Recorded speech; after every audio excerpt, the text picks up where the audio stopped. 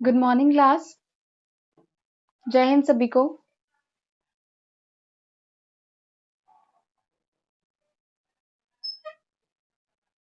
आप सभी लोग ज्वाइन कर लीजिए जल्दी से।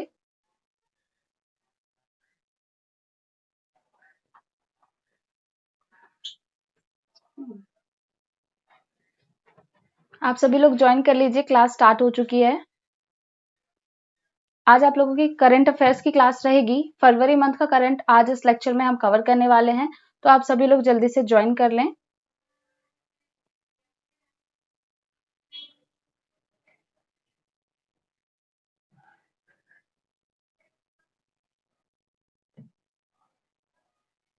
चलिए क्लास को स्टार्ट करते हैं और देखते हैं आज की क्लास का पहला क्वेश्चन। पहला क्वेश्चन है क्वेश्चन नंबर 1। हाल ही में निम्न में से किस दिन विश्व दलहन दिवस मनाया गया? हाल ही में निम्न में से किस दिन विश्व दलहन दिवस?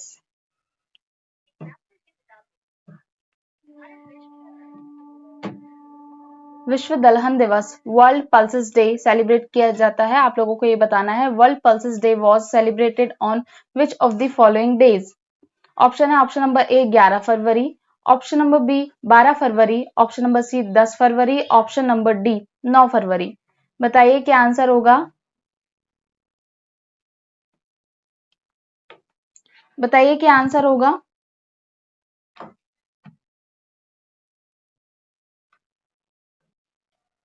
आंसर करेंगे सभी।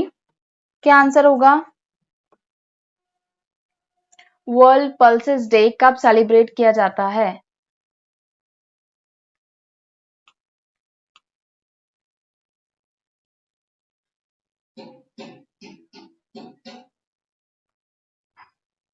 बताइए, जल्दी से आंसर करें सभी लोग। चलिए option number C is a right answer, 10 फरवरी। ठीक है, option number C is a right answer. 10 फरवरी को वर्ल्ड पल्सेस डे सेलिब्रेट किया जाता है, विश्व दलहन दिवस। ठीक है, विश्व दलहन दिवस। आप लोग मुझे बताइए दलहन के मामले में कौन सा राज्य शीर्ष पर है? अभी आर्थिक सर्वेक्षण जारी किया गया है, उसमें बताया गया है कि चावल के मामले में या फिर दलहन तिलहन जो भी चीजें हैं ना, तो आप लोग मुझे बताइए दलहन के मामले में कौन सा राज्य शीर्ष पर है?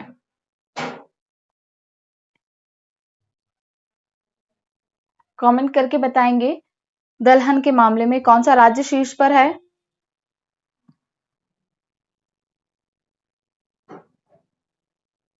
चलिए आंसर है मध्य प्रदेश। ठीक है, मध्य प्रदेश स्टेट जो है दलहन के मामले में टॉप पर है। ओके, ये क्वेश्चन याद रखेंगे, ये पूछा जा सकता है, इंपॉर्टेंट क्वेश्चन है ये। और विश्व दलहन दिवस हम कब सेलिब्रेट करते हैं? तो 10 फरवरी को। ठीक है, 10 फरवरी को विश्व दलहन दिवस सेलिब्रेट किया जाता है। चलिए अगले क्वेश्चन पर चलते हैं। अगला क्वेश्चन है क्वेश्चन नंबर 2। हाल ही में खबरों में रहा धौलावीरा किस राज्य या केंद्र शासित प्रदेश में स्थित है? हाल ही में खबरों में रहा धौलावीरा किस राज्य या केंद्र शासित प्रदेश में स्थित है? Dholavira which was recently in the news is located in which state या यूनियन टेरिटरी? ऑप्शंस है option number A Maharashtra, option number B Gujarat, option number C Jammu and Kashmir, option number D Uttar Pradesh. बताएंगे क्या आंसर होगा।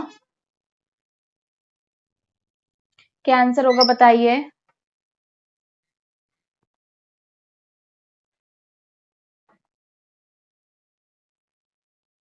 आंसर करेंगे, क्या आंसर होगा। हाल ही में खबरों में रहा धौलावीरा किस राज्य या केंद्र शासित प्रदेश में स्थित है? आप लोगों को धौलावीरा के बारे में पता होना चाहिए, है ना, बहुत सारे ओके गुड मॉर्निंग सभी को। जल्दी से ज्वाइन कर लीजिए आप लोग, क्लास स्टार्ट हो चुकी है। Good morning Ashwini ji. Okay, option number C is the right answer, but question number first है ना, क्वेश्चन नंबर सेकंड का आंसर दें। क्वेश्चन नंबर सेकंड का आंसर कीजिए। हाल ही में खबरों में रहा धौलावीरा किस राज्य या केंद्र शासित प्रदेश में स्थित है, आपको बताना है ये।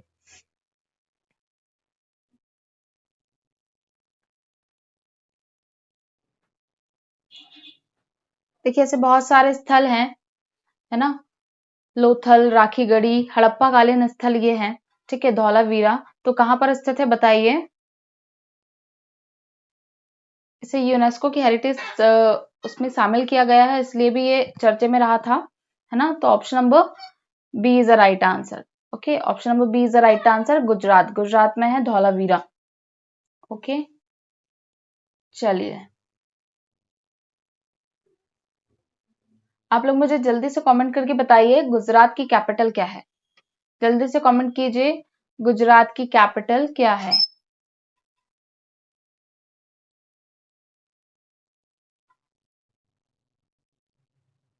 बताइए जल्दी से, गुजरात की कैपिटल क्या है। चलिए, गुजरात की कैपिटल क्या है, गांधीनगर। ओके, गुजरात की कैपिटल है गांधीनगर, याद रखेंगे। चलिए अगले क्वेश्चन पर चलते हैं हम।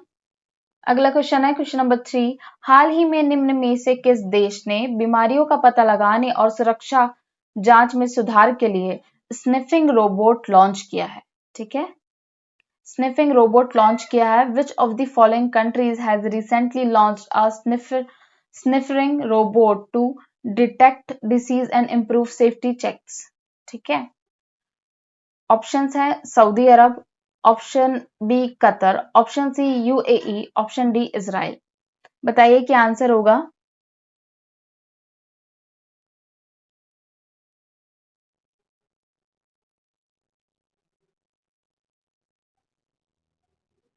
बताइए क्या आंसर होगा। स्निफिंग रोबोट किसने लॉन्च किया बीमारियों का पता लगाने के लिए और सुरक्षा जांच में सुधार के लिए। स्निफिंग रोबोट किस देश ने लॉन्च किया है, जल्दी से आंसर करेंगे।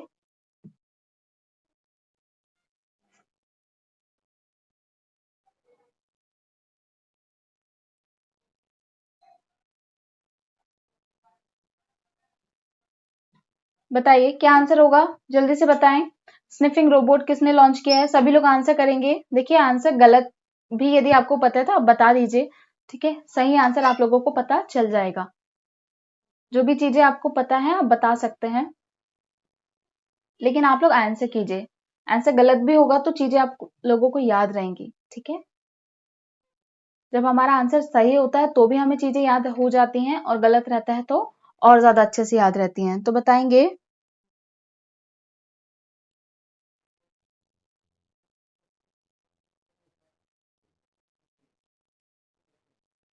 बताइए।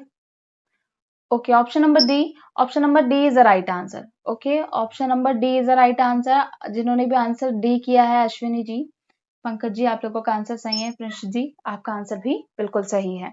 Option number D is a right answer. Israel ने अभी बीमारियों का पता लगाने के लिए और सुरक्षा जांच में सुधार के लिए एक स्निफिंग रोबोट लॉन्च किया है। ये स्मेल करके पता लगाता है, ठीक है। सूंघने की क्षमता जो है इसमें, स्मेल करके पता लगाता है कि कौन सी बीमारी है, ठीक है।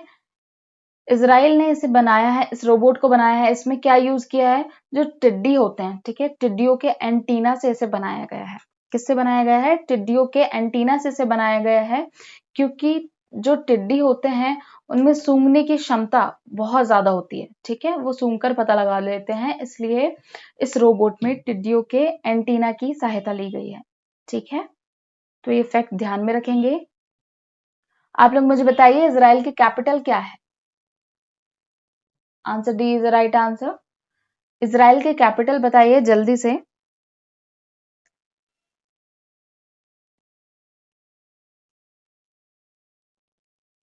बताएंगे इजराइल की कैपिटल क्या है, जल्दी से कमेंट बॉक्स के माध्यम से बताइए।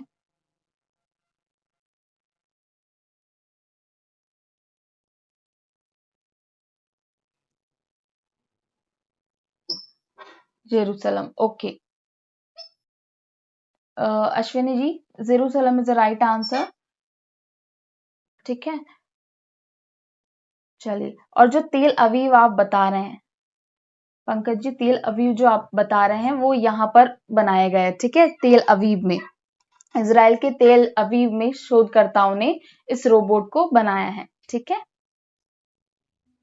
बट इसकी कैपिटल क्या है? जेरूसलम। जेरूसलम या कहीं कहीं आपको यरूशलम भी मिलेगा, ठीक है, दोनों सही है। चलिए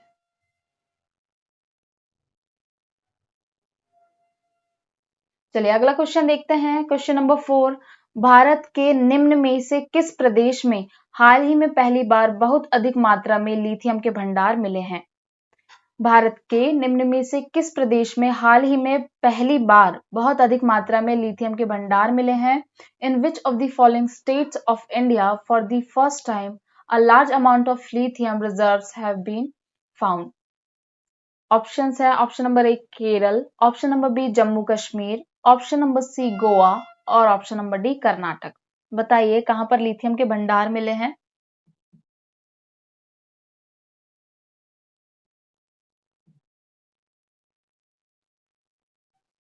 जल्दी से बताएंगे। What is the right answer? Lithium के भंडार कहाँ मिले हैं? अभी ये बहुत चर्चा में रहा है, जल्दी से बताइए। ओके,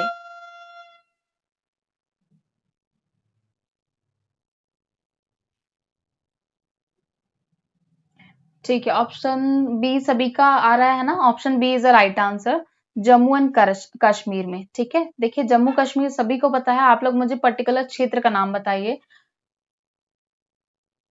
पर्टिकुलर क्षेत्र जहां से लिथियम मिला है जम्मू कश्मीर में। पहली बार बहुत अधिक मात्रा में लिथियम के भंडार कहाँ मिले हैं? जम्मू कश्मीर में। ठीक है, तो जम्मू कश्मीर में है सलाला हेमाना क्षेत्र। ठीक है, इसका नाम है सलाला सलाला हेमाना क्षेत्र। ओके, यहां से मिले हैं। जम्मू कश्मीर में ये एक प्लेस है पर्टिकुलर, सलाला हेमाना क्षेत्र, यहां से लिथियम के भंडार मिले हैं। ठीक है, चलिए, आप लोगों ने लिथियम ट्रायंगल का नाम सुना है? लिथियम ट्रायंगल, देखिए एक कंट्रीज हैं, 3 कंट्रीज है, ठीक है, 3 कंट्रीज है इस तरीके से, इसे लिथियम ट्रायंगल बोलते हैं। यहाँ पर लिथियम मिलता है, इसलिए इसे लिथियम ट्रायंगल के नाम से जाना जाता है। तो इसकी ट्रिक मैं आपको बताती हूँ। यदि कभी आपसे पूछ लिया जाए कि लिथियम ट्रायंगल में कौन कौन सी कंट्रीज शामिल हैं या कौन कौन से शहर शामिल हैं, तो आप लोग देख लीजिए। देखिए इसकी ट्रिक है ABC। ठीक है, ABC, अर्जेंटीना, अर्जेंटीना, बोलिविया और चिली। ठीक है, अर्जेंटीना, बोलिविया और चिली, अफ्रीका में ये है। ठीक है, ये आप लोगों के लिए वनडे एग्जाम वालों के लिए बहुत ज्यादा इंपॉर्टेंट तो नहीं है, लेकिन जो पीएससी की तैयारी कर रहे हैं, है ना, पीएससी की जो प्रिपरेशन कर रहे हैं उन लोगों के लिए इंपॉर्टेंट है। तो आप लोग ये याद रखिएगा, लिथियम ट्रायंगल। और आप लोगों के लिए ये क्वेश्चन इंपॉर्टेंट है कि जम्मू कश्मीर में कहा सलाला हिमाना क्षेत्र में लिथियम के भंडार मिले हैं। ठीक है, चलिए चलिए अगला क्वेश्चन देखते हैं।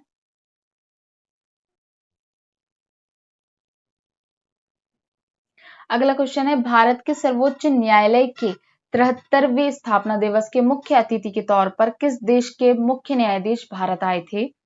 The chief justice of which country came to India as the chief guest of the 73rd Foundation Day of Supreme Court of India? Option है, option number A Japan, option number B Bangladesh, option number C is America, option number D Singapore. Answer करेंगे, क्या answer होगा? 73वां स्थापना दिवस, 73rd foundation day of Supreme Court किस देश के सीजेआई यहाँ पर आए थे? बताइए किस देश के सीजेआई आए थे? जल्दी से कमेंट बॉक्स में कमेंट करके बताएंगे।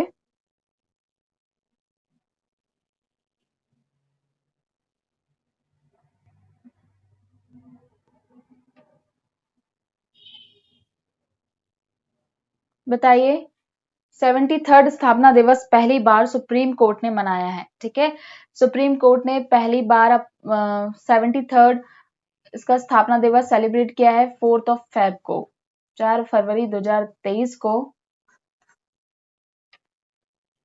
तो बताइए किस देश के CGI आए थे? तो option number D is a right answer. Okay, Singapore के CGI हमारे यहाँ आए थे एज अ गेस्ट। ओके, तो option number D is a right answer. इनका नाम क्या है? किसी को पता है इनका नाम क्या है? इनका नाम है सुंदरेश मेनन। ओके, इनका नाम है सुंदरेश मेनन, जस्टिस सुंदरेश मेनन।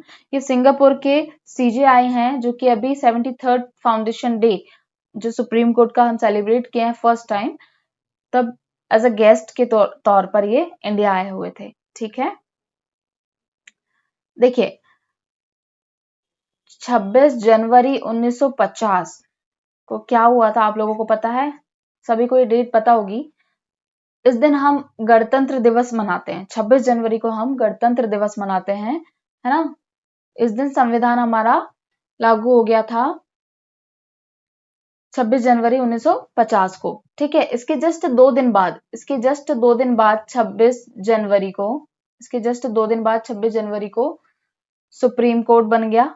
ठीक है, देखिए जो एक सेकेंड, देखिए जो पहले फेडरल कोर्ट था, आप लोग पढ़ते हैं, है ना, हिस्ट्री पॉलिटी में, जो पहले फेडरल कोर्ट था 1937 में बना था। ये बहुत बार पूछा जाता है कि फेडरल कोर्ट की स्थापना, संघीय न्यायालय की स्थापना कब की गई? 1937 में की गई। ठीक है, इसको और एक प्रिवी पर्स काउंसिल, एक काउंसिल था प्रिवी पर्स करके, ठीक है, privy purse council, privy purse council, इन दोनों को मर्ज करके बनाया गया। ठीक है, 28 जनवरी 1950 को सुप्रीम कोर्ट। ठीक है, तो इसकी डेट याद रखेंगे 1937। मोस्ट इंपॉर्टेंट, बहुत बार पूछा जा चुका है, आगे भी आपसे पूछ सकता है। और प्रिवी पर्स, आपने ये टर्म सुनी होगी, प्रिवी पर्स। क्या होता है प्रिवी पर्स? किसी को पता है?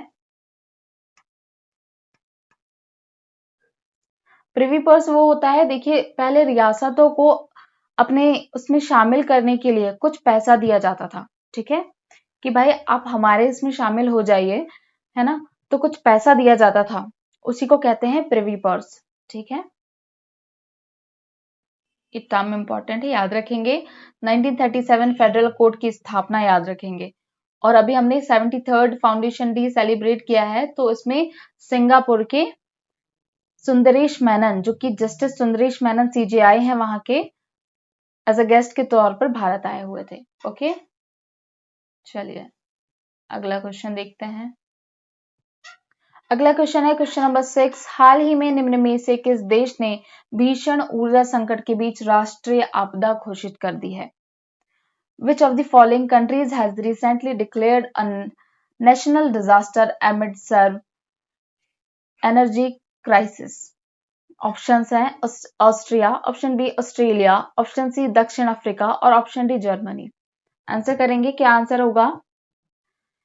किस देश ने भीषण ऊर्जा संकट के बीच राष्ट्रीय आपदा घोषित कर दी है? बताइए, सभी लोग आंसर करेंगे, सभी लोग आंसर करेंगे जल्दी से।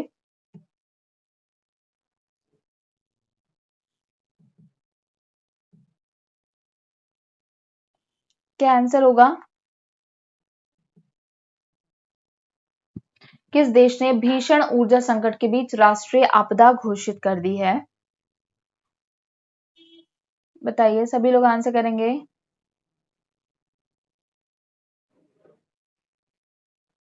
देखिए option number C is a right answer. Okay, option answer देख लीजिए।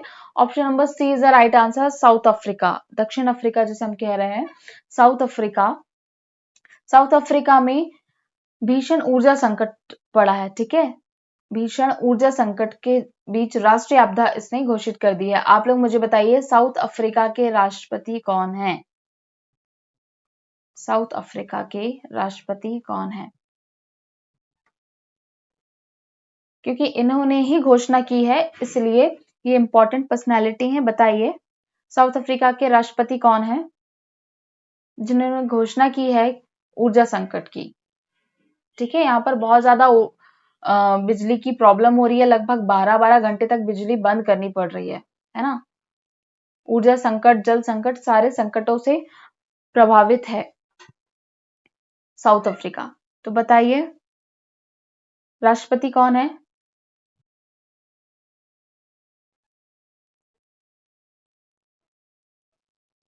नहीं, नितिन नहीं है। यहाँ के राष्ट्रपति हैं सिरिल रामाफोसा।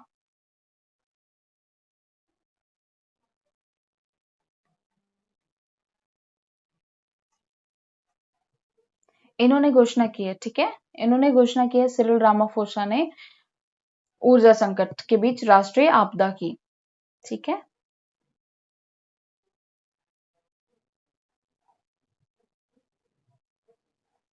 चलिए, साउथ अफ्रीका की कैपिटल बता दीजिए। देखिए, अब हम जो भी क्वेश्चन करेंगे उसमें जो भी स्टेट या जो भी अदर कंट्रीज आएगी जो कभी ना कभी चर्चे में रहती है, तो इनकी कैपिटल्स आप लोगों को याद होनी जरूरी है। ओके, हाँ, Cyril Ramaphosa is a right answer. बताएंगे साउथ अफ्रीका की कैपिटल क्या है?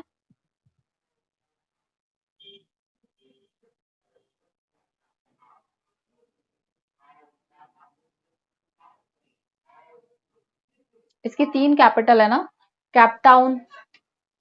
और क्वेश्चन नंबर 7 है, इसरो और हाल ही में किसने सॉरी इसरो और हाल ही में निम्न में से किस देश की अंतरिक्ष एजेंसी द्वारा निसार उपग्रह, ठीक है, नाम ध्यान रखेंगे, इंपॉर्टेंट है, निसार उपग्रह विकसित किया गया, ठीक है, किस देश की अंतरिक्ष एजेंसी द्वारा निसार उपग्रह विकसित किया गया? NISAR satellite has been developed by ISRO and recently the space agency of which of the following countries?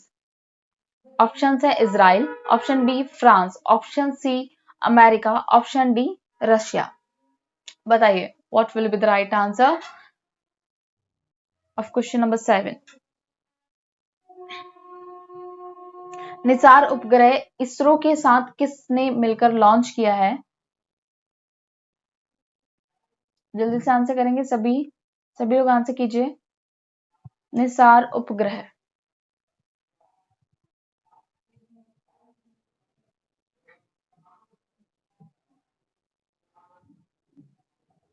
क्या आंसर कर रहे हैं आप लोग? डी, ए, और सभी लोग बताएंगे क्या आंसर होगा?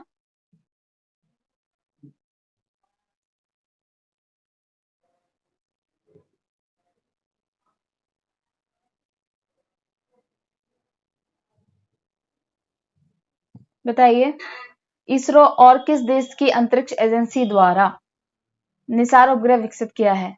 तो option number C is the right answer. देख लीजिए आंसर, देख लीजिए सभी, option number C is the right answer, America.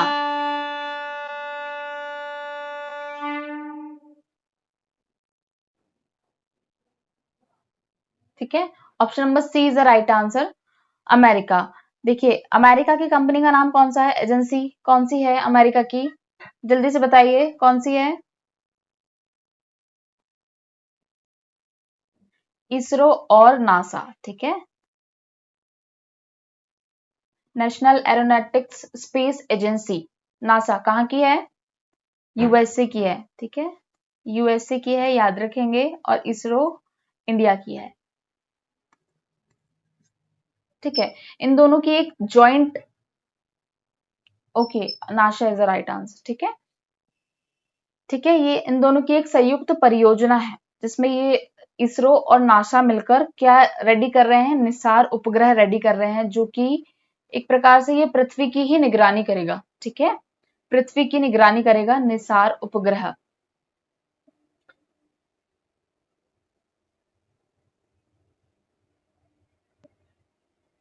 देखिए इसका फुल फॉर्म क्या है, इसका फुल फॉर्म देख लेते हैं।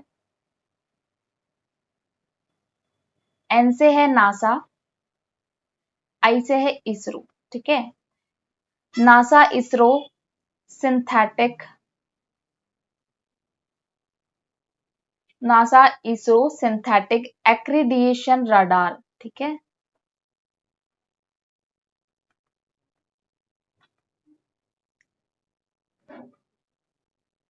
देखिए इसका हो सकता है आपसे कहीं फुल फॉर्म इसका पूछ ले, है ना, क्योंकि क्वेश्चन किस तरीके से आएगा ये हमें पता नहीं होता है, इसलिए हम तैयारी ऐसे करके जाएं कि सारे क्वेश्चंस हमको किसी भी तरीके से पूछ ले तो सभी क्वेश्चंस बनने चाहिए।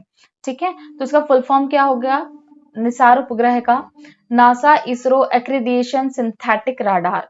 ओके, और ये संयुक्त परियोजना है एक इसरो और नासा की। ठीक है, ये दोनों मिलकर निसार उपग्रह को विकसित कर रहे हैं। ठीक है, जो कि पृथ्वी की निगरानी करेगा। चलिए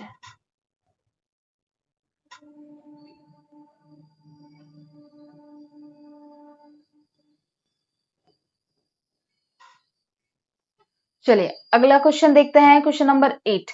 हाल ही में किसने मुंबई के छत्रपति शिवाजी महाराज टर्मिनस से 2 वंदे भारत ट्रेनों को हरी झंडी दिखाकर रवाना किया है? Who recently flagged off 2 Vande Bharat trains from Mumbai Chhatrapati Shivaji Maharaj terminus? Option है, ऑप्शन नंबर ए गृह मंत्री Amit Shah, option B rail मंत्री Ashwini Vaishnaw, option number C प्रधानमंत्री नरेंद्र मोदी और ऑप्शन नंबर डी परिवहन मंत्री नितिन गडकरी। आंसर करेंगे?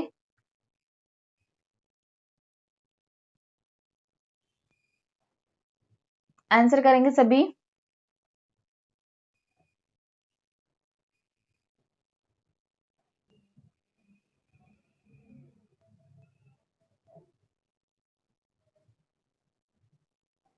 बताइए क्या आंसर होगा सही? सभी लोग क्या आंसर कर रहे हैं? Option number C. Okay, option number C is a right answer. ठीक है, option number C is a right answer. प्रधानमंत्री नरेंद्र मोदी ने अभी हाल फिलहाल में ही छत्रपति मुंबई के जो छत्रपति शिवाजी महाराज टर्मिनस है उसे 2 वंदे भारत ट्रेनों को हरी झंडी दिखाकर रवाना किया है। ठीक है, तो ये कहां से कहां तक जाने वाली है? एक मुंबई टू सोलापुर, ठीक है, और एक जाने वाली है मुंबई टू शिरडी। ठीक है, एक जा रही है मुंबई टू शोलापुर और एक जा रही है मुंबई टू शिरडी साईनगर। ठीक है, चलिए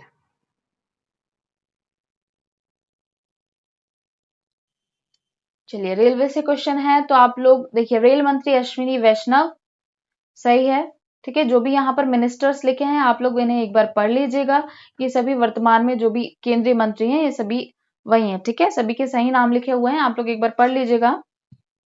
आप लोग मुझे बताइए रेलवे बोर्ड के अध्यक्ष कौन है?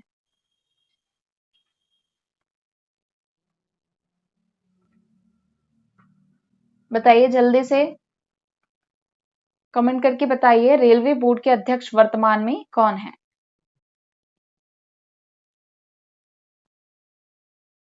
जल्दी से बताएंगे।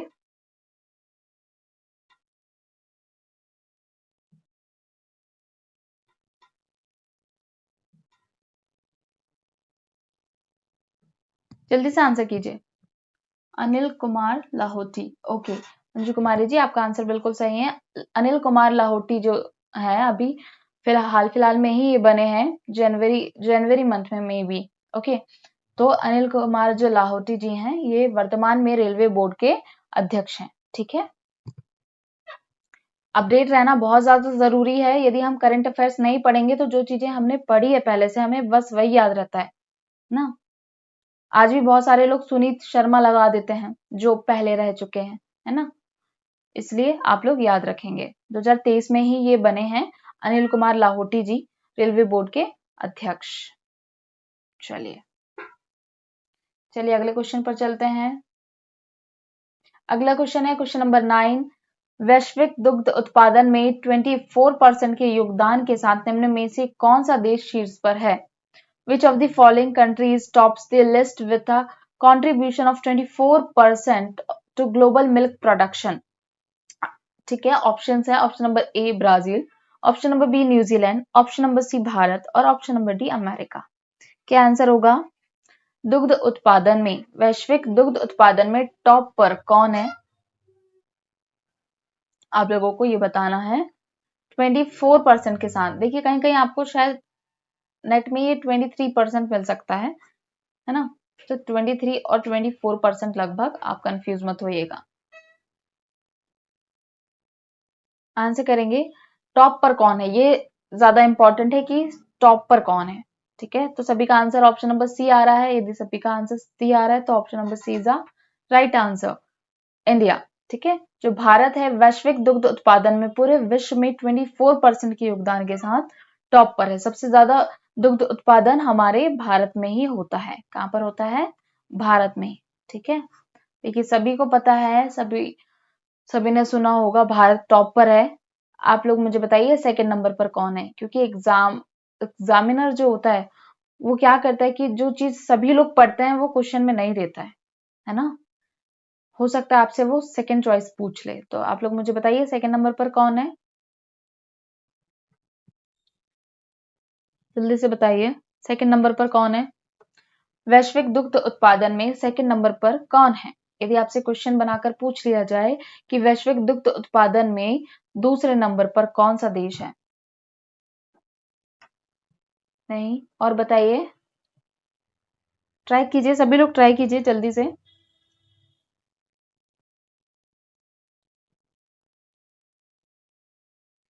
देखिए अमेरिका, ठीक है, पहले नंबर पर भारत है फर्स्ट, सेकंड पर है अमेरिका, उसके बाद चाइना है। ठीक है, ये तीन कंट्रीज आप लोग ध्यान में रखेंगे, इंडिया, अमेरिका, चाइना। ओके, और इसका परसेंटेज याद रखेंगे अभी आप, 24% याद रखिए। ठीक है, 24% के साथ जो भारत है टॉप पर है। ओके, चलिए देखिए, दुग्ध उत्पादन से याद आया, जो श्वेत क्रांति है वो दुग्ध उत्पादन से ही संबंधित थी। ठीक है, श्वेत क्रांति, श्वेत क्रांति कई बार पूछी जा चुकी है। किससे संबंध है इसका? दुग्ध उत्पादन से। चलिए चलिए अगला क्वेश्चन देखते हैं, क्वेश्चन नंबर 10। हाल ही में भूकंप से पीड़ित तुर्की की मदद के लिए किस देश ने ऑपरेशन दोस्त शुरू किया है? हाल ही में भूकंप से पीड़ित तुर्की की मदद के लिए किस देश ने ऑपरेशन दोस्त शुरू किया है? देखिए ये जितने भी ऑपरेशन चलाए गए हैं, किसी दिन हम एक अलग से क्लास ले लेंगे। ठीक है, ऑपरेशंस जिसमें बता देंगे, कुछ जीआई टैग्स बता देंगे आप लोगों को। ठीक है, जो रिसेंटली मिले हैं या लास्ट ईयर मिले हैं। ठीक है, क्योंकि पर्टिकुलर एक एक जो लेक्चर होता है उसमें सारी चीजें करवाना पॉसिबल नहीं हो पाता है ना, इसलिए मैं चीजें आप लोगों को रिलेट करवा के पढ़ाती हूँ, ताकि सभी तरीके से आपका जो क्वेश्चन है वो कवर हो पाए, है ना। तो चलिए बताइए, भूकंप से पीड़ित तुर्की की मदद के लिए किस देश ने ऑपरेशन दोस्त शुरू किया है? ऑप्शन नंबर ए है Austria, option number B Italy, option number C Pakistan, option number D Bharat. Which country has launched Operation Dost to help Turkey, which is suffering from the recent earthquake? Okay, answer क्या है? D. ठीक है, option number D is the right answer, India. हमारे भारत ने अभी जो तुर्की में भूकंप आया था हाल फिलहाल में, वहां जो लोग पीड़ित हुए हैं, ठीक है, उससे पीड़ित लोगों की मदद के लिए इंडिया ने ऑपरेशन दोस्त शुरू किया है। ठीक है, इंडिया ने क्या किया? ऑपरेशन दोस्त चलाया है। अब भारत ने चलाया है, इसलिए ये क्वेश्चन इंपॉर्टेंट हो जाता है, बहुत इंपॉर्टेंट हो जाता है। ठीक है, ये किसी ना किसी एग्जाम में देखिएगा, जरूर आप लोगों को कहीं ना कहीं ये मिलेगा, तो आप लोग इसे ध्यान में रखेंगे कि तुर्की का नाम क्या कर दिया है? तुर्कीये, है ना। देखिए तुर्की, बहुत ज्यादा डिफरेंस नहीं है, बट तुर्की का नाम तुर्कीये हो गया है। चलिए चलिए अगला क्वेश्चन देखते हैं। अगला क्वेश्चन है क्वेश्चन नंबर 11। हाल ही में आईसीसी T20 महिला वर्ल्ड कप कहां शुरू हुआ है? Where did the ICC T20 women's world cup began recently? Option A England, option B South Africa, option C Zimbabwe, option D New Zealand. बताइए, देखिए स्पोर्ट्स से है क्वेश्चन, इंपॉर्टेंट है, बिल्कुल इंपॉर्टेंट है। ठीक है, 2023 में ही हुआ है ये, जल्दी से बताइए कहां पर हुआ है।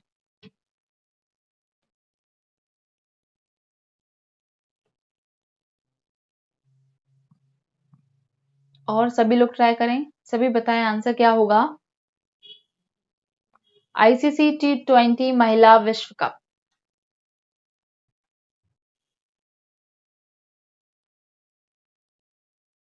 ओके जितेंद्र जी, आपका आंसर सही है, ठीक है। Option number B is a right answer, South Africa. South Africa में हाल ही में आईसीसी T20 महिला विश्व कप जो है इसका आयोजन किया गया था, है ना। देखिए विजेता कौन रहा, विजेता रहा ऑस्ट्रेलिया, ठीक है, विजेता रहा ऑस्ट्रेलिया। और उपविजेता कौन रहा,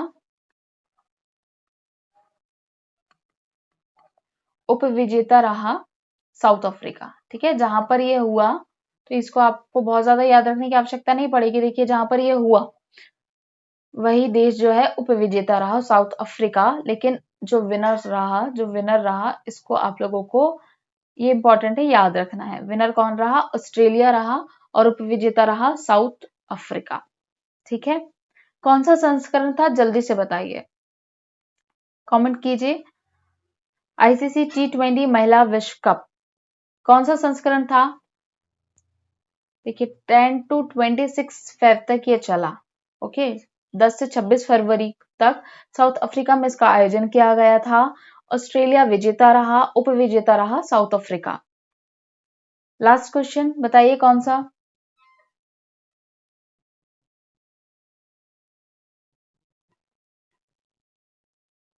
नहीं ये फर्स्ट नहीं है, ठीक है। हम आईसीसी T20 की बात कर रहे हैं, हम आईसीसी T20 वर्ल्ड कप की बात कर रहे हैं। आप लोग समझे नहीं, है ना, आप लोग टर्म्स को समझिए। पहला जो रहा वो दूसरा है अभी, ये आईसीसी T20 है, ये इसका 8वां संस्करण था, ठीक है, ये था 8वां संस्करण।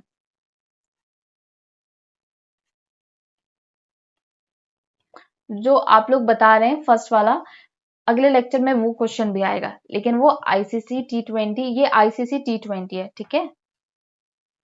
चलिए अलग अलग होते हैं, आप लोग वर्ल्ड कप का नाम सुन के देखिए, स्पोर्ट्स बहुत ज्यादा कंफ्यूजिंग है ना, बहुत ज्यादा। आईसीसी T20 है, वर्ल्ड कप है, खेलो इंडिया, और बहुत सारी चीजें पढ़नी पड़ती है। तो आप लोग सेपरेट करके पढ़िए, ठीक है। चीजें जब सेपरेशन में होती हैं तो हमारे माइंड में काफी अच्छे से आ जाती है ना, ठीक है। तो ये 8वां संस्करण है, ये आईसीसी T20 10 से 26 फरवरी 2023 तक ये चला है। विजेता ऑस्ट्रेलिया और विजेता कौन रहा, साउथ अफ्रीका। ओके चलिए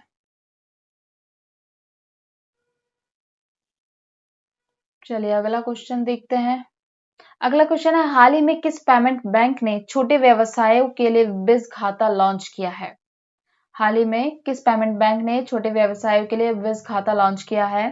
विच payment bank has recently launched with खाता फॉर स्मॉल बिजनेस। ऑप्शंस हैं, option number A Paytm Payments Bank, option number B Airtel Payments Bank, option number C AU Small Finance Bank, और option number D free charge. बताइए क्या answer होगा, क्या answer होगा बताइए। विज खाता लॉन्च किया है किस पेमेंट बैंक ने। बहुत ज्यादा इंपॉर्टेंट क्वेश्चन नहीं है ये आप लोगों के लिए, लेकिन जनरल नॉलेज के लिए आप लोगों को पता होना चाहिए, ठीक है। कई बार पूछ लिया जाता है, क्योंकि व्यापम का जो एग्जाम होता है वो कहाँ से पूछता है, इसका कोई क्राइटेरिया डिसाइड नहीं है ना, इसलिए आप लोगों को सभी चीजें पढ़नी होंगी। क्या आंसर होगा, चलिए आंसर देख लेते हैं। Option number B is the right answer, Airtel Payments Bank, ठीक है। Option number B is the right answer, Airtel Payments Bank. Manju ji आपका आंसर बिल्कुल सही है, ठीक है। एयरटेल पेमेंट्स बैंक ने अभी एयरटेल पेमेंट बैंक ने छोटे व्यवसायों के लिए विज खाता लॉन्च किया है, ठीक है। चलिए इसमें बहुत ज्यादा कोई इन्फॉर्मेशन नहीं है, बैकग्राउंड इन्फॉर्मेशन जिस भी क्वेश्चन में रहती है तो मैं आपको पूरी तरीके से क्लियर करवा देती हूँ। चलिए अगला क्वेश्चन है, क्वेश्चन नंबर 13, ध्यान से सुनेंगे। Global quality infrastructure index GQII, इसका फुल फॉर्म क्या है, ग्लोबल क्वालिटी इंफ्रास्ट्रक्चर इंडेक्स 2021 में भारत की राष्ट्रीय मान्यता प्रणाली दुनिया में खालिस्तान स्थान पर है। ठीक है, आप लोगों को बताना है कि किस स्थान पर है। India's national accreditation system in the global quality infrastructure index GQII 2021 is ranked blanks in the world. Options हैं, ऑप्शन नंबर ए 5वें, ऑप्शन नंबर बी 9वें, ऑप्शन नंबर सी 15वें और ऑप्शन नंबर डी 13वें। आंसर करेंगे, क्या answer होगा? Question एक बार अच्छे से देख लीजिए। ऑप्शन देखिए, ऑप्शन नंबर डी में 13 ऑप्शन है। ठीक है, क्वेश्चन नंबर 13 को अच्छे से देख लीजिए। ग्लोबल क्वालिटी इंफ्रास्ट्रक्चर इंडेक्स में 2021 में भारत की राष्ट्रीय मान्यता प्रणाली दुनिया में किस स्थान पर रही है, आप लोगों को ये बताना है। जल्दी से बताइए।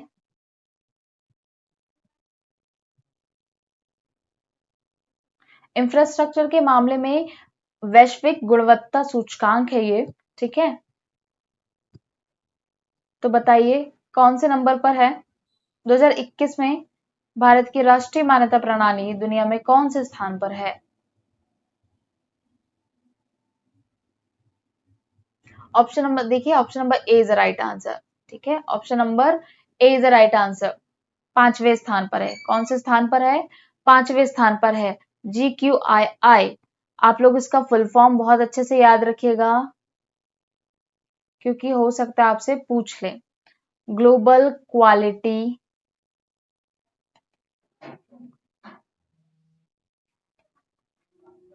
इंफ्रास्ट्रक्चर, ठीक है, ग्लोबल क्वालिटी इंफ्रास्ट्रक्चर इंडेक्स।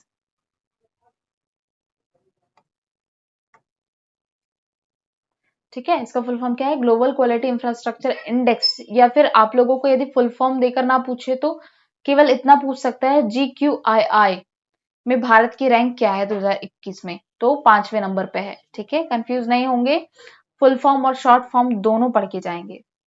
ठीक है, चलिए चलिए अगले क्वेश्चन पर चलते हैं। क्वेश्चन नंबर 14, महिला जननांग विकृति के लिए शून्य असहनशीलता का अंतर्राष्ट्रीय दिवस। महिला जननांग विकृति के लिए शून्य सहनशीलता का अंतर्राष्ट्रीय दिवस निम्न में से किस दिन मनाया जाता है? The international day of zero tolerance for female genital mutilation is observed on which of the following days? Options है, ऑप्शन नंबर ए 6 फरवरी, ऑप्शन नंबर बी 7 फरवरी, ऑप्शन नंबर डी 8 फरवरी, सॉरी ऑप्शन नंबर सी 8 फरवरी और option number D 9 फरवरी। बताइए क्या answer होगा? महिला जननांग विकृति के लिए शून्य सहनशीलता का अंतर्राष्ट्रीय दिवस। ठीक है, देखिए आजकल महिलाओं में बहुत ज्यादा मतलब उनके जो अंग हैं वो डैमेज हो जा रहे हैं, है ना, बहुत ज्यादा ऑपरेशंस हो रहे हैं, ये चीजें आप लोगों को पता होगी। ठीक है, इसी के लिए शून्य सहनशीलता का अंतर्राष्ट्रीय दिवस मनाते हैं। बताइए किस दिन मनाया जाता है? महिलाओं से रिलेटेड है, इसलिए मैंने इस क्वेश्चन को लिया है। ठीक है, महिलाओं से रिलेटेड जो भी क्वेश्चन है इंपॉर्टेंट हो जाते हैं, इसलिए आप लोग ध्यान से इसे पढ़ेंगे। बताइए क्या आंसर होगा? महिला जननांग विकृति के लिए शून्य सहनशीलता का अंतर्राष्ट्रीय दिवस कब सेलिब्रेट किया जाता है?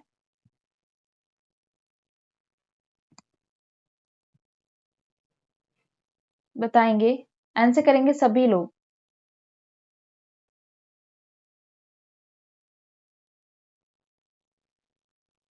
चलिए आंसर देख लेते हैं, क्या आंसर होगा? आंसर है ऑप्शन नंबर ए 6 फरवरी। ठीक है, आंसर क्या है? Option number A. Manju ji, option number A is the right answer, 6 okay, 6 फरवरी को महिला जननांग विकृति के लिए शून्य सहनशीलता का अंतर्राष्ट्रीय दिवस मनाया जाता है। ठीक है, 6 फरवरी। चलिए देखिए, डेज जो जितने भी डेज आते हैं, ठीक है, जिस भी मंथ का डेज आता है तो आप उस मंथ के सभी डेज को रिवाइज कर लिया कीजिए, है ना। लास्ट में देख लेंगे हम, जब भी अब नेक्स्ट टाइम जो भी डेज आएंगे तो उस मंथ के जितने भी डेज हैं मैं आपको रिवाइज करवा दूंगी। ओके, अभी और भी डेज इस लेक्चर में हम पढ़ने वाले हैं आगे, तो आप लोगों को कम से कम 5-6 इंपॉर्टेंट जो भी डेज हैं वो इंपॉर्टेंट वाले सभी आप लोगों को याद हो जाएंगे। ठीक है, देखिए डेज बहुत ज्यादा हैं, बहुत हर जगह अलग अलग डेज सेलिब्रेट किया जाता है, सभी आप लोगों को याद रखने की आवश्यकता नहीं है, लेकिन बहुत सारे जो इम्पोर्टेंट डेज हैं उनको आप लोग ध्यान में रखेंगे। तो ये जो महिला जननांग विकृति के लिए शून्य सहनशीलता का अंतर्राष्ट्रीय दिवस है, ये कब सेलिब्रेट किया जाता है? 6 फरवरी को, है ना, 6 फरवरी को। चलिए अगले क्वेश्चन पर चलते हैं। Question number 15। क्वेश्चन नंबर 15 है, भारत ऊर्जा सप्ताह किस महीने में मनाया जाता है? भारत में भारत ऊर्जा सप्ताह इंडिया एनर्जी वीक किस महीने में मनाया जाता है? In which month is India energy week celebrated in India? किस मंथ में मनाया जाता है आप लोगों को बताया ना। ऑप्शन नंबर ए जनवरी, ऑप्शन नंबर बी फरवरी, ऑप्शन नंबर सी मार्च, ऑप्शन नंबर डी अप्रैल। बताइए।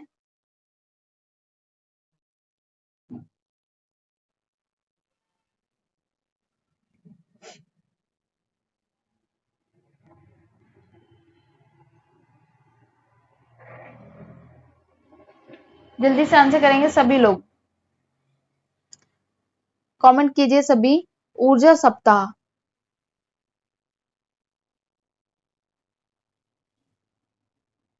किस मंथ में सेलिब्रेट किया गया?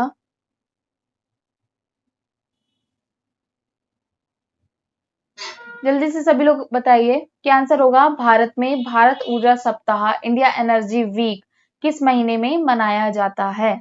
इन which month is India energy week celebrated in India?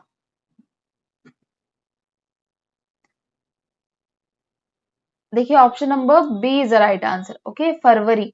Option number B is the right answer. फरवरी मंथ में भारत में ऊर्जा सप्ताह मनाया जाता है। देखिए आप लोग इसे ऐसे भी याद कर सकते थे कि हम फरवरी मंथ का करंट अफेयर्स पढ़ रहे हैं। ओके, ठीक है, तो जनरल सी बात है, फरवरी की चीजें ही मैं आप लोगों को पढ़ाऊंगी, है ना। आप लोगों ने क्या आंसर किया है?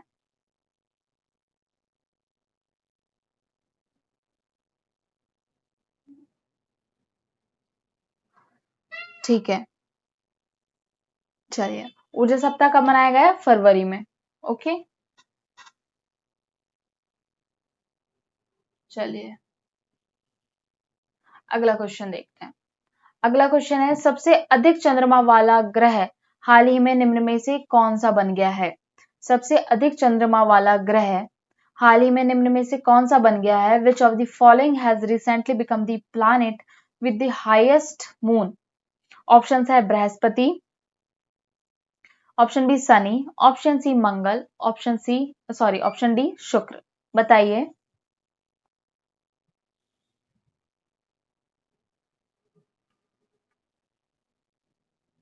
बताइए क्या आंसर होगा।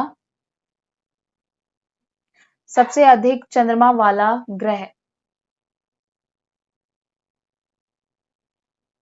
देखिए ये अभी खबरों में है, न्यूज में है, चेंज हो सकता है, इसलिए सोच समझ कर आंसर करेंगे। ठीक है, जो भी आप आंसर करेंगे।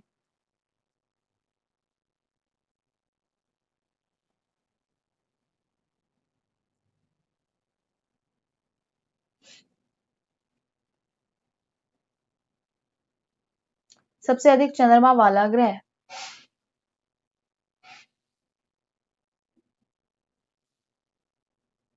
देखिए अश्विनी जी आपने जो आंसर दिया है ऑप्शन नंबर ए, वो पहले सही था, लेकिन इसलिए अभी अपडेट हो गया है थोड़ा, है ना। बृहस्पति के कितने चक्कर लगाते हैं चंद्रमा? 79 ग्रह, ठीक है। लेकिन अभी जो शनि है, option number B is the right answer है यहाँ पर। ठीक है, किसी ने भी आप लोगों ने आंसर नहीं दिया है B, B is the right answer. शनि के अब सबसे ज्यादा चंद्रमा हो गए हैं। ठीक है, कितने लगभग इसके चक्कर कितने लगाते हैं? 82। इस मामले में शनि जो ग्रह है इसने बृहस्पति को पीछे छोड़ दिया है। ठीक है, तो अब आंसर क्या होगा? शनि। ओके, चलिए याद रहेगा। बृहस्पति को अब आप पीछे छोड़ दीजिए, बृहस्पति अब सेकंड नंबर पे आ गया है, फर्स्ट नंबर पे कौन आ गया है? शनि। शनि के सबसे ज्यादा ग्रह चक्कर लगाते हैं लगभग 82 और बृहस्पति के हैं 79। ठीक है, आप लोग मुझे बताइए चमकीला ग्रह किस ग्रह को कहते हैं, किस ग्रह को चमकीला ग्रह कहते हैं, जल्दी से बताइए किस ग्रह को चमकीला ग्रह कहते हैं।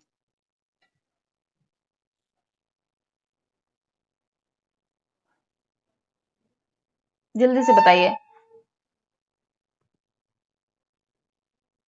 ओके, शुक्र इज द राइट आंसर। ठीक है, जो शुक्र है उसे चमकीला ग्रह कहा जाता है। ठीक है, ऐसी छोटी छोटी सी चीजें या जो भी फैक्ट बीच बीच में मिलते हैं मैं आप लोगों को बताते जाऊंगी, ज्योग्राफी से जो रिलेट कर रहा है, हिस्ट्री, पॉलिटी, सभी चीजें। ठीक है, आप लोगों ने सभी चीजें पढ़ी हुई है, सभी सब्जेक्ट्स की क्लास आप लोगों ने ली हुई है, ज्योग्राफी की क्लासेस भी मैंने ली है, बस मैंने आप लोगों को वर्ल्ड ज्योग्राफी नहीं पढ़ाई है ना। किसी दिन लेक्चर ले लेंगे उसका भी, और करंट अफेयर्स में जो भी चीजें होती हैं तो उससे हम चीजें कवर कर लेते हैं। ठीक है,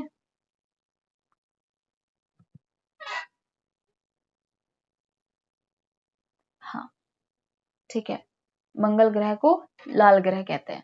ठीक है, चलिए चलिए अगले क्वेश्चन पर चलते हैं हम। अगला क्वेश्चन है क्वेश्चन नंबर 17। हाल ही में भारत के किस पड़ोसी देश ने अपने 37 शहरों में मार्शल लॉ घोषित किया है।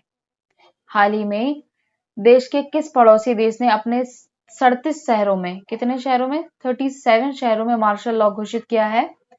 Which neighboring country of the India has recently declared martial law in its 37 cities?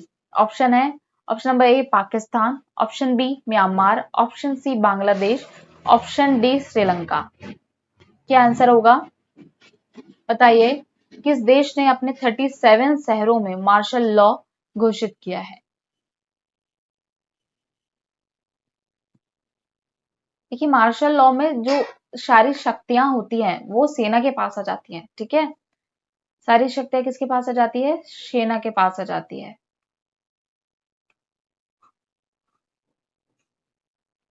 तो बताइए किस देश ने मार्शल लॉ लगाया है 37 कंट्री, सॉरी 37 सिटीज में।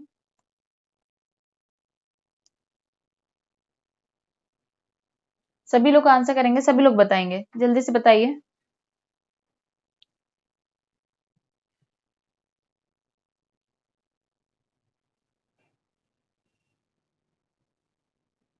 ओके,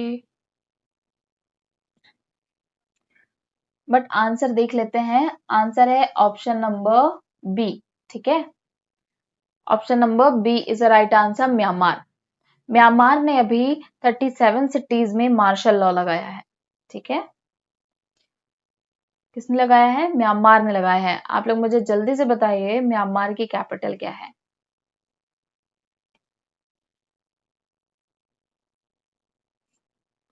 जल्दी से बताइए म्यांमार की कैपिटल क्या है।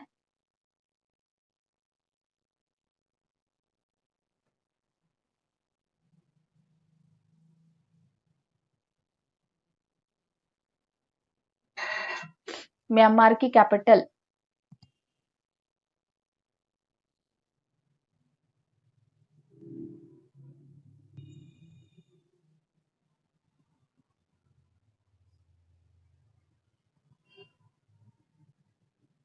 क्या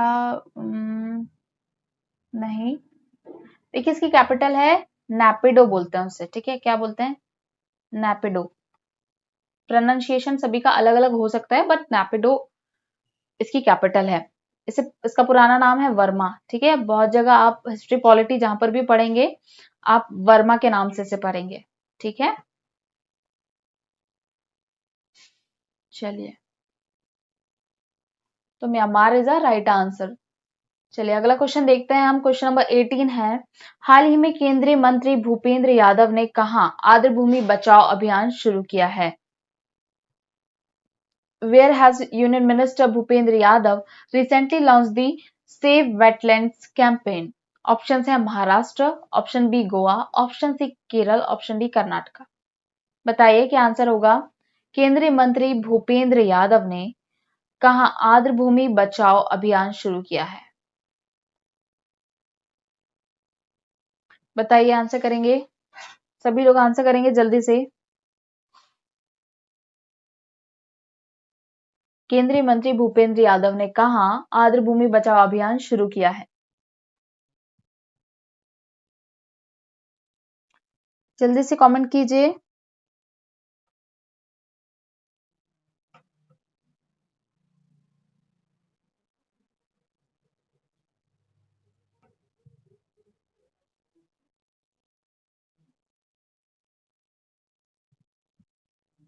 जल्दी से बताइए क्या आंसर कर रहे हैं आप सभी। डी, ए और देखिए option number B is the right answer, Goa. ठीक है, केंद्रीय मंत्री जो हैं भूपेंद्र यादव, ये पर्यावरण वन और जलवायु मंत्री हैं। ठीक है, कौन से मंत्री हैं? भूपेंद्र यादव, पर्यावरण वन और जलवायु मंत्री हैं Bhupender Yadav. Om Prakash ji, option number B is the right answer, Goa. Okay, इन्होंने गोवा में आर्द्र भूमि बचाओ अभियान शुरू किया है। ठीक है, जो आर्द्र भूमि मतलब जो दलदली भूमि होती है जिसका संरक्षण किया जा रहा है ना, जो दलदली भूमि होती है इनका संरक्षण किया जा रहा है। तो इन्होंने इसी से, एक सेकेंड,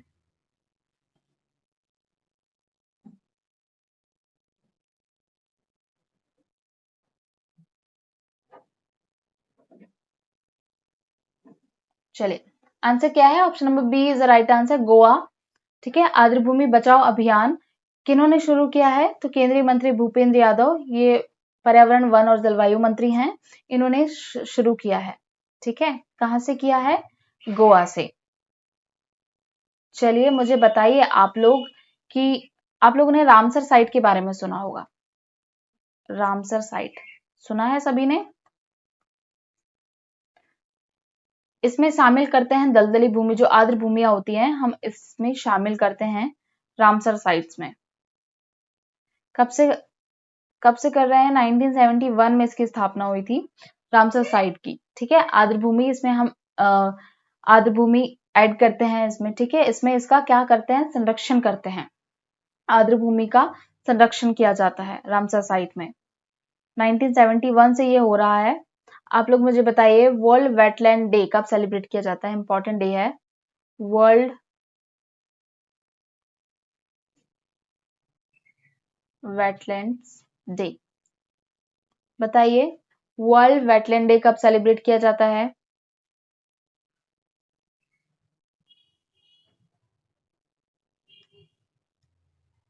जल्दी से बताइए वर्ल्ड वेटलैंड डे कब सेलिब्रेट किया जाता है?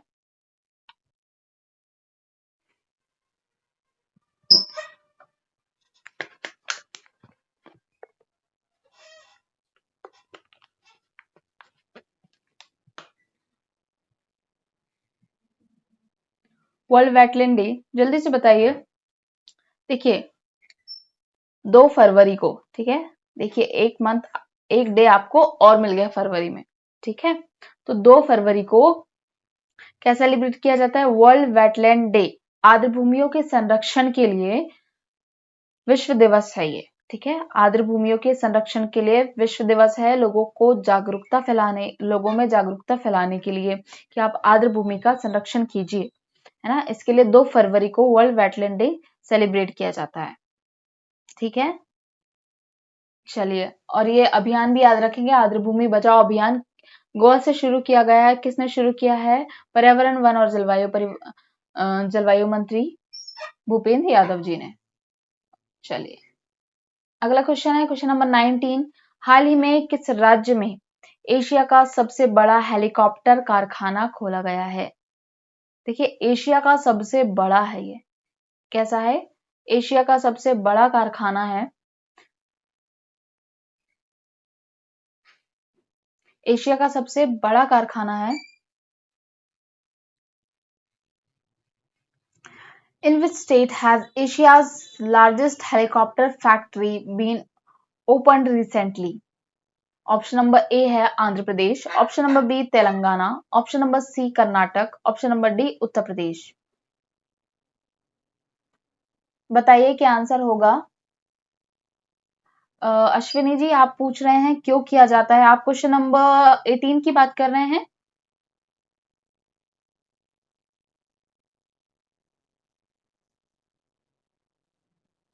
देखिए यदि आप क्वेश्चन नंबर 18 की बात कर रहे हैं तो आर्द्र भूमियां जो दलदली भूमि होती है उनका संरक्षण इसलिए किया जाता है कि देखिए वहां पे नम जो भूमि होती है ना, नमी बनी रहे और जो पशुओं के लिए और हमारे एटमॉस्फेयर के लिए बहुत ही आवश्यक होती है, इसलिए आर्द्र भूमियों का संरक्षण किया जाता है। ठीक है, चलिए आप लोग अब मुझे बताइए एशिया का सबसे बड़ा हेलीकॉप्टर कारखाना कहाँ खोला गया है?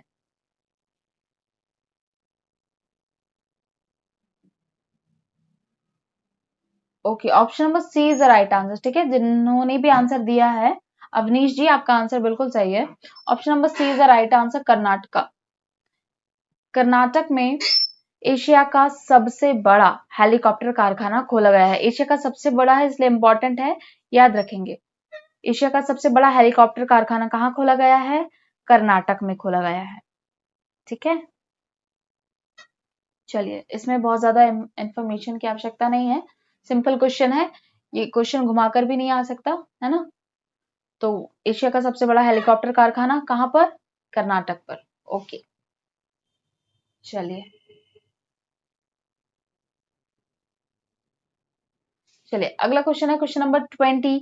निम्न में से कौन सा बैंक क्यूआर कोड आधारित कॉइन वेंडिंग मशीन लॉन्च करने के लिए एक पायलट परियोजना शुरू करेगा? विच of the following banks will launch a pilot project to launch QR code based coin vending machine? ठीक है, कैसी machine? Coin vending machine. Option है, option number A State Bank of India, option B Reserve Bank of India, option C Indian Bank, option D Union Bank. Answer करेंगे। Coin vending machine launch करने के लिए एक pilot project शुरू करेगा कौन सा बैंक? QR code based. ठीक है, कॉइन वेंडिंग मशीन मतलब आप लोगों को ऑप्शन से देखिए, आप लोगों को नाम से समझ में आ रहा होगा, कॉइन वेंडिंग मशीन मतलब इसमें अब क्या होगा? सिक्के। ठीक है, सिक्कों को बढ़ावा देने के लिए कॉइन वेंडिंग मशीन लॉन्च किया जा रहा है जिससे सिक्कों की पर्याप्त उपलब्धता हो सके, है ना। चलिए बताइए क्या आंसर कर रहे हैं आप लोग? देखिए option number B is the right answer. Ashwini ji का आंसर बिल्कुल सही है। ठीक है, ऑप्शन नंबर बी, जिन्होंने भी ऑप्शन नंबर बी दिया है राइट आंसर है। Okay, good morning.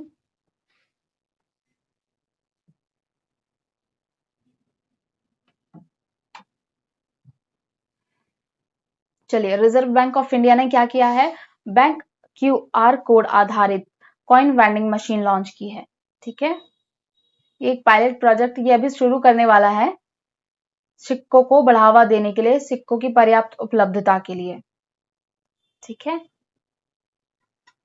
कि मशीनों से आप सिक्के भी प्राप्त कर पाएंगे। चलिए किसने किया? Reserve Bank of India. जल्दी से बताइए रिजर्व बैंक ऑफ इंडिया कब बना? आरबीआई की स्थापना कब की गई? Reserve Bank of India, RBI इसका शॉर्ट फॉर्म है, आरबीआई फुल फॉर्म है रिजर्व बैंक ऑफ इंडिया।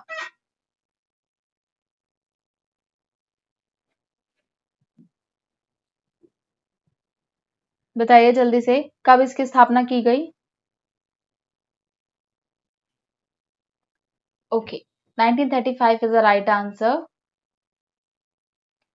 पूरी डेट के साथ बताइए, डेट के साथ बताइए 1935। देखिए यदि आपसे पूछ लिया जाए कि आरबीआई की स्थापना कब की गई थी, आपको चार ऑप्शंस मिलेंगे जिसमें रहेगा 4 अप्रैल 1935, 5 अप्रैल 1935, 1 अप्रैल 1935 और 2 अप्रैल 1935। तब आप क्या लगाएंगे बताइए, तब आप क्या आंसर करेंगे यदि चारों ऑप्शन? आजकल यही कर रहा है, ठीक है, जो एग्जामिनर है आजकल यही कर रहा है, चारों ऑप्शन जो है सेम सन दे देता है।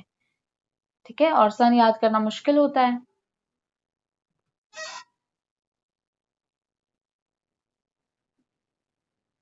देखिए ऑप्शन नंबर, सॉरी, 1 अप्रैल। ठीक है, 1 April is the right answer. 1 अप्रैल 1935 को, 1 अप्रैल 1935 को आरबीआई की स्थापना की गई। ठीक है, 1 अप्रैल सही आंसर है। चलिए अगले क्वेश्चन पर चलते हैं। अगला क्वेश्चन है क्वेश्चन नंबर 21। हर साल भारत में सरोजिनी नायडू के जन्मदिन पर खालिस्तान को राष्ट्रीय महिला दिवस मनाया जाता है। ठीक है, मतलब सरोजिनी नायडू के जन्मदिन पर किस दिन को राष्ट्रीय महिला दिवस, देखिए अंतरराष्ट्रीय की बात नहीं कर रहा है, राष्ट्रीय महिला दिवस की बात कर रहा है, कंफ्यूज नहीं होंगे। National women's day is celebrated every year in India on blanks on Sarojini Naidu's birthday. Option number A 15 फरवरी, ऑप्शन नंबर बी 12 फरवरी, ऑप्शन नंबर सी 13 फरवरी और ऑप्शन नंबर डी 14 फरवरी। क्या आंसर होगा बताएंगे? क्या आंसर होगा?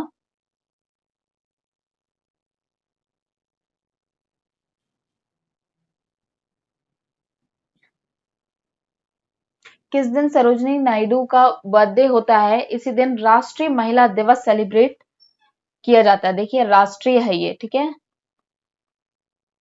राष्ट्रीय। और एक जो हम महिला दिवस मनाते हैं अंतरराष्ट्रीय, वो कौन सा है? अंतरराष्ट्रीय वो कब आता है? वो आता है 8 मार्च। ओके, अंतरराष्ट्रीय महिला दिवस, देखिए राष्ट्रीय अंतरराष्ट्रीय में आप बहुत कंफ्यूज होंगे, विश्व वाले में ना बहुत सारे ऐसे सन हैं। तो देखिए अंतरराष्ट्रीय महिला दिवस जो है 8 मार्च और राष्ट्रीय महिला दिवस कब? Then option number C is the right answer, 13 फरवरी। ओके, 13 फरवरी को राष्ट्रीय महिला दिवस मनाया जाता है। अब 13 फरवरी को क्यों मनाया जाता है? क्योंकि 13 फरवरी 1879, 13th ऑफ फेब 1879 को इनका जन्म हुआ था, सरोजिनी नायडू जी का जन्म हुआ था, है ना। इसलिए इनके जन्म दिवस पर ही राष्ट्रीय महिला दिवस मनाए जाने की घोषणा की गई थी। तो 13 फरवरी को राष्ट्रीय महिला दिवस सेलिब्रेट किया जाता है। ये कौन थी? सरोजिनी नायडू, इनके बारे में आपने बहुत सुना होगा ना। आजाद भारत में उत्तर प्रदेश की पहली महिला राज्यपाल, ठीक है, सरोजिनी नायडू कौन थी? आजाद भारत में उत्तर प्रदेश की पहली महिला राज्यपाल थी ये, ठीक है। आप लोग मुझे बताइए इन्हें क्या कहा जाता है और उपाधि इनकी क्या है, जल्दी से बताइए। बहुत ही फेमस है, कई बार आप लोगों ने इनके बारे में पढ़ा होगा, पॉलिटी में पढ़ा होगा, है ना। बताइए, आप लोगों ने पॉलिटी पढ़ चुकी है, कंप्लीट हो चुकी है आप लोगों की पॉलिटी?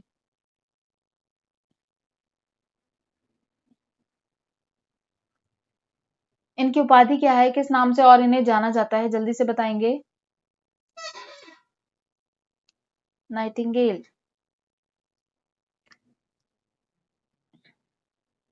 ओके। भारत कोकिला, ठीक है, किस नाम से जाना जाता है इन्हें? भारत कोकिला, भारत कोकिला के नाम से इन्हें जाना जाता है सरोजिनी नायडू को। और एक होती हैं स्वर कोकिला, ठीक है। ये दोनों में सब बहुत सारे लोग कंफ्यूज होते हैं, भारत कोकिला और स्वर कोकिला। तो स्वर कोकिला कौन है? स्वर कोकिला है लता मंगेशकर जी, है ना। स्वर कोकिला कौन है? लता मंगेशकर जी जो है स्वर कोकिला कहलाती हैं, जबकि भारत कोकिला सरोजिनी नायडू, ठीक है। भारत कोकिला की उपाधि किनके पास है? सरोजिनी नायडू। इनका जन्म कहां पर हुआ था? ओके, इनका जन्म कहां पर हुआ था? हैदराबाद में, ठीक है।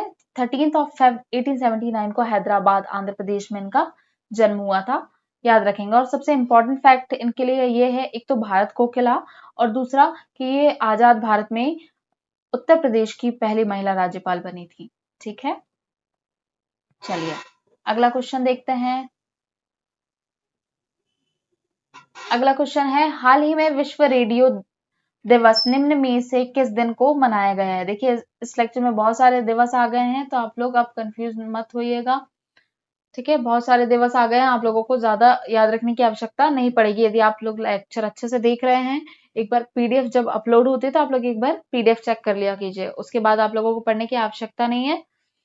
या कुछ दिन बाद 10 से 15 दिन के बाद यदि आप रिवाइज करेंगे तो आपको चीजें क्लियर हो जाएंगी, है ना। तो विश्व रेडियो दिवस जो है किस दिन सेलिब्रेट किया गया? World radio day was recently celebrated on which of the following days? Option है 15 फरवरी, ऑप्शन बी 12 फरवरी, ऑप्शन सी 13 फरवरी और ऑप्शन डी 14 फरवरी। ओके, बताइए आंसर क्या होगा? सभी लोग बताइए क्या आंसर होगा। विश्व रेडियो दिवस, वर्ल्ड रेडियो डे 2023। ठीक है,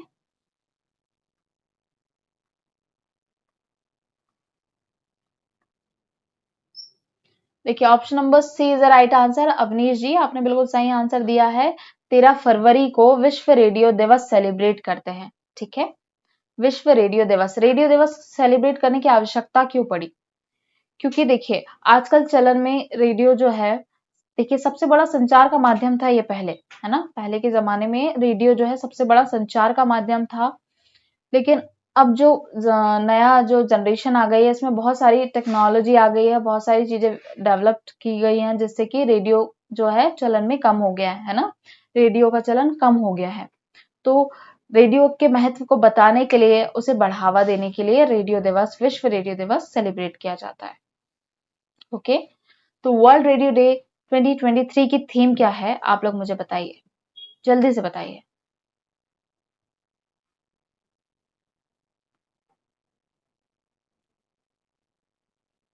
देखिए इसकी थीम है रेडियो और शांति। ठीक है, रेडियो और शांति इसकी थीम है, याद रखेंगे। वर्ल्ड रेडियो डे कब सेलिब्रेट किया जाता है? 13 फरवरी को, और इसकी थीम है इस बार की रेडियो और शांति। चलिए अगले क्वेश्चन पर चलते हैं। अगला क्वेश्चन है क्वेश्चन नंबर 23। निम्न में से कौन सा देश अंतरराष्ट्रीय जैव ईंधन गठबंधन का नेतृत्व करता है? Which of the following countries heads the International Biofuels Alliance? Option है, option number A Saudi Arab, option number B Qatar, option number C UAE और ऑप्शन नंबर डी इंडिया। बताएंगे क्या आंसर होगा।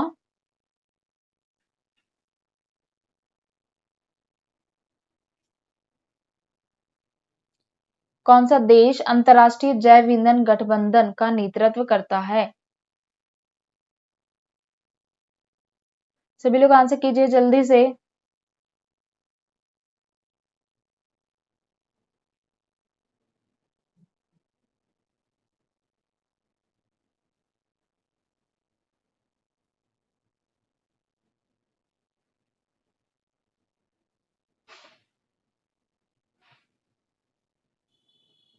क्या आंसर होगा? Option number D is the right answer. कौन नेतृत्व करता है? इंडिया। देखिए इंडिया नेतृत्व करता है। जहां भी इंडिया की बात आ जाती है तो इंपॉर्टेंट हो जाता है क्वेश्चन। ठीक है, जहां भी बात इंडिया की आती है तो क्वेश्चन इंपॉर्टेंट हो जाता है। आप लोगों ने क्या बताया है? ऑप्शन नंबर बी, ए, डी। अश्विनी जी आपका आंसर बिल्कुल सही है। Option number D is the right answer. अंतरराष्ट्रीय जैव ईंधन गठबंधन इंटरनेशनल बायोफ्यूल्स अलायंस का नेतृत्व कौन करता है? इंडिया करता है। ठीक है, इंडिया करता है। देखिए दो सबसे बड़े, दुनिया के सबसे बड़े दो जैव ईंधन जो बाजार हैं वो कौन कौन से हैं? जैव ईंधन, जिनके पास जैव ईंधन है बायोफ्यूल, कौन से हैं? एक यूएसए है और एक ब्राजील है। ठीक है, यूएसए है और ब्राजील है। ठीक है, लेकिन नेतृत्व करता कौन है? इंडिया। अभी ये दोनों इसमें शामिल नहीं थे, अभी ये दोनों इसमें शामिल हो गए हैं, यूएसए और ब्राजील। ठीक है, चलिए बस आप लोगों को ये ज्यादा अच्छे से याद रखना है कि इसका नेतृत्व इंडिया करता है। चलिए अगले क्वेश्चन पर चलते हैं। अगला क्वेश्चन है क्वेश्चन नंबर 24। हाल ही में खबरों में रहा पश्चिम बंगाल स्थित विश्व भारती विश्वविद्यालय की स्थापना किसने की थी? ऑप्शन नंबर ए है Ishwar Chandra Vidyasagar, option number B Raja Rammohan Roy, option number C Rabindranath Tagore और option number D Subhash Chandra Bose. बताइए विश्व भारती विश्वविद्यालय, जल्दी से कमेंट करेंगे।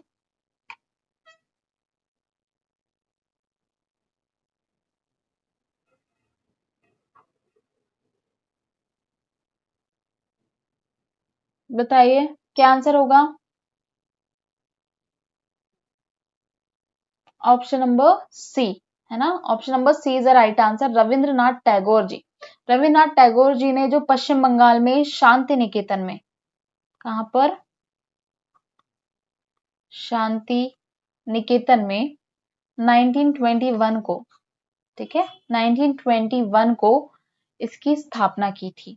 ठीक है, हाल ही में खबरों में रहा जो पश्चिम बंगाल स्थित विश्व भारती विश्वविद्यालय है, इसकी स्थापना किसने की है? रविंद्रनाथ टैगोर ने की है। किसने की है? रविंद्रनाथ टैगोर ने 1921 में शांति निकेतन में की है। ठीक है, देखिए ये अभी हाल ही में खबरों में क्यों था? इसे पहला जीवित विरासत स्थल घोषित करने की बात की जा रही है। ठीक है, पहला जीवित विरासत स्थल, इसलिए ये खबरों में रहा था। पहला जीवित विरासत स्थल की बात की जा रही है इसे घोषित करने की, है ना। तो ये क्वेश्चन बहुत ज्यादा इंपॉर्टेंट है। इससे रिलेट करके हमने ये समझ लिया कि ये से किसने बनाया था, कब बनाया था, कहां पर बनाया था। तो शांति निकेतन पश्चिम बंगाल में 1921 को रविन्द्रनाथ टैगोर जी ने विश्व भारती विश्वविद्यालय की स्थापना की। ठीक है, चलिए, यदि आपसे क्वेश्चन ऐसा भी पूछा जा सकता है, पहला जीवित विरासत स्थल कौन सा है, और आपको बहुत सारे विश्वविद्यालयों के ये नाम दे दिए जाएंगे, तो आप लोगों को आंसर लगाना है विश्व भारती विश्वविद्यालय। पहला है तो बहुत ज्यादा इंपॉर्टेंट है, मोस्ट इंपॉर्टेंट क्वेश्चन है, ये भी कहीं ना कहीं पूछेगा आपसे। ठीक है, चलिए अगला क्वेश्चन देखते हैं हम। ये हमारा अगला और अंतिम क्वेश्चन रहेगा। क्वेश्चन नंबर 25, हाल ही में 12वां विश्व हिंदी सम्मेलन कहाँ आयोजित किया गया? हाल ही में 12वां विश्व हिंदी सम्मेलन कहाँ आयोजित किया गया? Where was the 12th World Hindi Conference held recently? Option A West Indies, option B Mauritius, option C Fiji, option D Suriname. जल्दी से बताइए, 12वां विश्व हिंदी सम्मेलन कहाँ इसका आयोजन किया गया?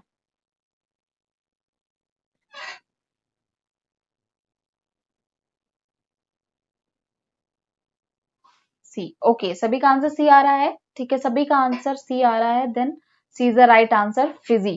फिजी में 12वां विश्व हिंदी सम्मेलन 12वां विश्व हिंदी सम्मेलन का आयोजन किया गया।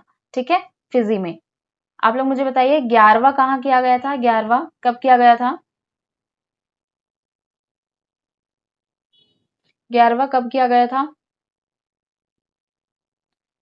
11वां था 2018 में, सॉरी 2018 में 11वां था मॉरिशस में, और 12वां विश्व हिंदी सम्मेलन जो है फिजी में इसका आयोजन किया गया। ठीक है, तो जिनका भी आंसर सी है, आंसर नंबर सी सही है। ठीक है, ऑप्शन नंबर जो सी है वो सही है। देखिए आप लोगों को एक इसके पहले वाला याद रखना है, और आपको सबसे फर्स्ट नंबर का याद रखना है। ठीक है, सबसे फर्स्ट का कब हुआ था? 1975 में हुआ था, 1975 को नागपुर में। कहां पर हुआ था? 1975 में नागपुर में हुआ था, और एक हुआ था भोपाल में जो कि 2015 में हुआ था। बस ये दो चीज आप लोग याद रखिए, इंडिया वाला। और एक जो अभी लेटेस्ट हुआ है 12वां, वो कब हुआ है, कहां पर हुआ है? फिजी में हुआ है 12वां। ओके, ठीक है,